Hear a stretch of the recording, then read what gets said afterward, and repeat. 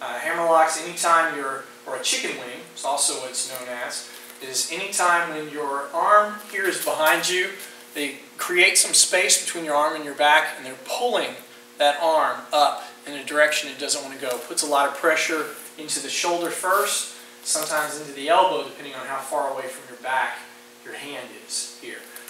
So usually the way they'll grab you to do that will be a right hand to your right hand from behind, palm up. That's the strongest way they have leverage to lift up on that arm.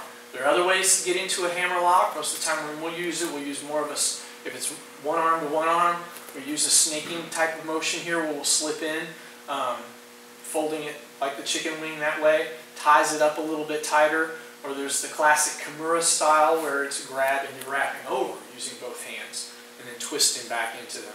But this is very, very basic type of hammerlock here. Maybe it's somebody who's untrained, but they would grab palm up if they want to grab it the strong way in order to lift that hand up your back here. Passing the horizon is reference to your peripheral vision.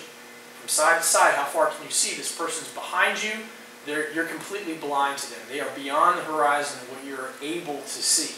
And so we want to have to utilize our sensitivity of touch to have that sense of where they are. And that arm that's being grabbed, I want to re-grab them. That's step one.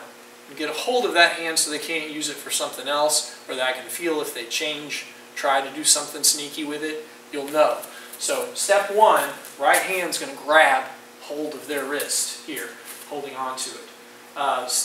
The next step here, which is still part of one, I'm going to step back with the left foot, and I want to try and step right between their feet, if possible. You won't be able to see, but you're just going to feel where that is as you slide that left foot back. And as I do, I'm coming to essentially a forward bow, still facing 12. I'm going to, again, elbow straight back there. And that should, again, find the center of the body, the abdomen. There as you elbow straight back. So step one is just I re-grab, I step back, boom, and elbow. Right? Fairly simple. Now the other thing that Passing the Horizon is introducing you to is this concept of your weapons, the dimension of your weapons, in reference to the dimensions of your targets on your opponent. So the distance between my elbow, which is just hit, and the next target here is the same as the distance of the weapon from my elbow to my hammer fist, because the hammer fist is going to hit low between the legs to the groin. That's the next step in this. And the dimensions from the middle of the body to the groin are the same as the dimensions of my forearm to my fist.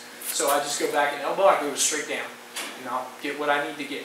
Boom, right between the legs.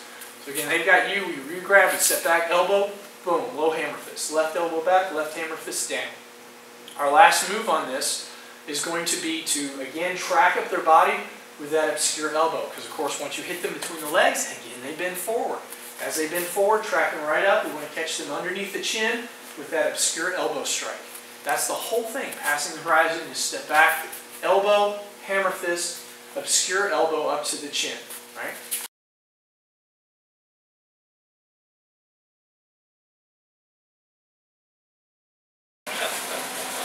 Hammer lock from behind, passing the horizon, goes elbow, hammer, obscure elbow up. We're going to step forward, turn, step back, setting the wrist lock, toss and spin with the right back. Forward, step, down, toss. Yeah, there you go. There you go.